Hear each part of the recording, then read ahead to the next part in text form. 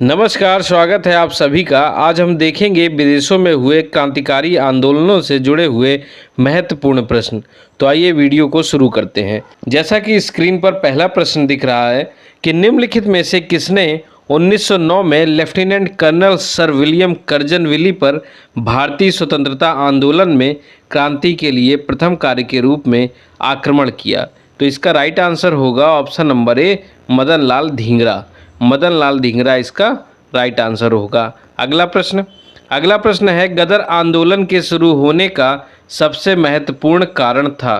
तो इसका right answer होगा ऑप्शन नंबर ए, प्रथम विश्व युद्ध का आरंभ। ऑप्शन नंबर ए इसका राइट आंसर होगा। अगला प्रश्न तीसरा प्रश्न है वर्ष 1913 में Hindi association of the Pacific coast of America का अध्यक्ष कौन बना? तो इसका आंसर हो जाएगा option number A, Sohan Singh Bhakna. Sohan Singh Bhakna इसका राइट आंसर होगा। इसके अलावा एक बात और याद रखिए कि इसी संस्था ने गदर नामक एक अखबार निकाला था। कौन सा अखबार? गदर नामक। इसी संस्था ने गदर नामक एक अखबार निकाला था, जिसके कारण इस संस्था का नाम बाद में गदर पार्टी पड़ गया। क्या पड़ा? गदर पार्टी। अगला प्रश्न है निम्नलिखित में से किस नेता ने पंचायती राज व्यवस्था को पुनर्जीवित करने के प्रस्तावों का प्रबल समर्थन किया? तो इसका राइट आंसर होगा B.R. अम्बेडकर, यानी ऑप्शन नंबर डी इसका राइट आंसर होगा। पांचवा प्रश्न है सर माइकल ओडायर को किसने मारा था? तो इसका राइट आंसर होगा option number D, Sardar Udham Singh ने। उधम सिंह ने जनरल डायर की हत्या कहाँ की थी? लंदन में। कहाँ की थी? लंदन में। कब? 1940 ईस्वी में की थी। किस लिए की थी? क्योंकि ये पंजाब का गवर्नर था। किस समय? जब जलियांवाला बाग कांड हुआ। तो जलियांवाले बाग कांड का बदला लेने के लिए सरदार उधम सिंह ने ओडायर की हत्या की थी। अगला प्रश्न छठवां प्रश्न है कि सर्कुलर एक आज़ादी नामक परिपत्र संबंधित है? तो इसका आंसर हो जाएगा ऑप्शन नंबर डी, रामनाथपुरी से। रामनाथपुरी से संबंधित है।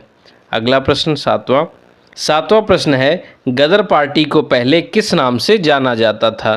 तो इसका राइट आंसर हो जाएगा option number D, Hindustan association of the Pacific. ये इसका राइट आंसर होगा ऑप्शन नंबर डी। अगला प्रश्न आठवां, गदर नाम की एक साप्ताहिक पत्रिका का प्रकाशन सर्वप्रथम कब हुआ? तो इसका राइट आंसर होगा 1 नवंबर 1913, यानी कि ऑप्शन नंबर ए हमें दिख रहा है 1 नवंबर 1913 को।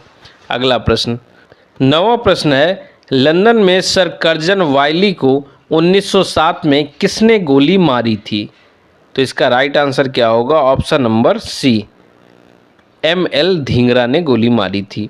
अगला प्रश्न दसवां प्रश्न है कि गदर पार्टी का संस्थापक कौन था? तो इसका राइट आंसर क्या होगा? ऑप्शन नंबर सी, लाला हरदयाल। लाला हरदयाल ने कब? 21 अप्रैल। कब की थी? 21 अप्रैल 1913 ईस्वी में।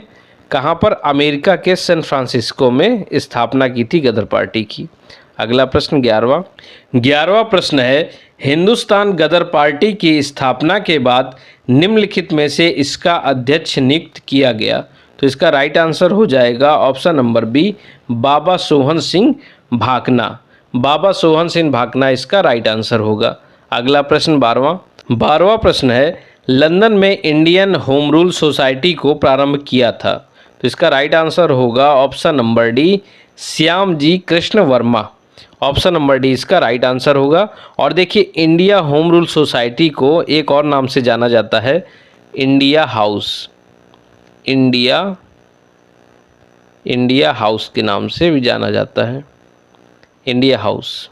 13वां प्रश्न है इंडियन सोशियोलॉजिस्ट की शुरुआत हुई थी? किसके द्वारा हुई थी? तो option number D, S. Krishna Varma ji के द्वारा ये हुई थी। ठीक है। अगला प्रश्न देखते हैं 14वां प्रश्न है कि कामागाटा मारू क्या था? देखिए कामागाटा मारू क्या था? तो एक जलयान था, और कौन सा? जापानी जलयान, यानी कि ऑप्शन नंबर बी इसका राइट आंसर होगा। देखिए इस जहाज को प्रथम विश्व युद्ध के दौरान भारत के गुरदीत सिंह, कौन? गुरदीत सिंह। भारत के गुरदीत सिंह कहाँ ले गए थे? एक कनाडा के वैंकूवर ले गए थे। 376 यात्रियों के साथ। कितने? 376 यात्रियों के साथ ये कनाडा ले गए थे, कनाडा के वैंकूवर। लेकिन कनाडाई पुलिस ने इन्हें वहाँ पर उतरने की अनुमति नहीं दी थी। अगला प्रश्न 15वां प्रश्न है कि 1907 ईस्वी के द्वितीय इंटरनेशनल के स्टुटगार्ट कांग्रेस में स्वतंत्र भारत का झंडा किसने फहराया था? तो ये किसने फहराया था? ये फहराया था मैडम भीखाजी कामा, यानी कि ऑप्शन नंबर डी, मैडम कामा ने ये फहराया था। अगला प्रश्न 16वां प्रश्न है, सन 1915 में काबुल में गठित अंतरिम सरकार का राष्ट्रपति कौन था? तो इसका आंसर हो जाएगा option number C, Mahendra Pratap ji. Mahendra Pratap ji सन 1915 में काबुल में अंतरिम सरकार के राष्ट्रपति थे। अगला प्रश्न 17वां प्रश्न है, निकोबार द्वीप को सुभाष चंद्र बोस ने क्या नाम दिया? तो इसका आंसर हो जाएगा ऑप्शन नंबर डी, स्वराज नाम दिया था। किसने? सुभाष चंद्र बोस जी ने। 18वां प्रश्न है, सुभाष चंद्र बोस द्वारा अंडमान द्वीप को क्या नाम दिया गया था? देखिए, पहला प्रश्न था जिसमें पूछा था कि निकोबार का क्या नाम था जो सुभाष चंद्र बोस जी के द्वारा दिया गया था, तो वहाँ पर क्या नाम था? तो वहाँ पर तो हमें स्वराज नाम पता चल गया। अब देखिए, इसका आंसर हो जाएगा ऑप्शन नंबर सी, शहीद, यानी स्वराज और शहीद अंडमान निकोबार के नाम थे। अगला प्रश्न 19वां प्रश्न है, निम्नलिखित में से किसने इंडियन नेशनल आर्मी का गठन किया? तो इसका आंसर हो जाएगा ऑप्शन नंबर बी, रास बिहारी बोस जी ने इंडियन नेशनल आर्मी का गठन किया था। अगला प्रश्न 20वां प्रश्न है कि सुभाष चंद्र बोस ने आज़ाद हिंद फौज की कमान कब संभाली? तो देखिए, 4 जुलाई 1943। कब?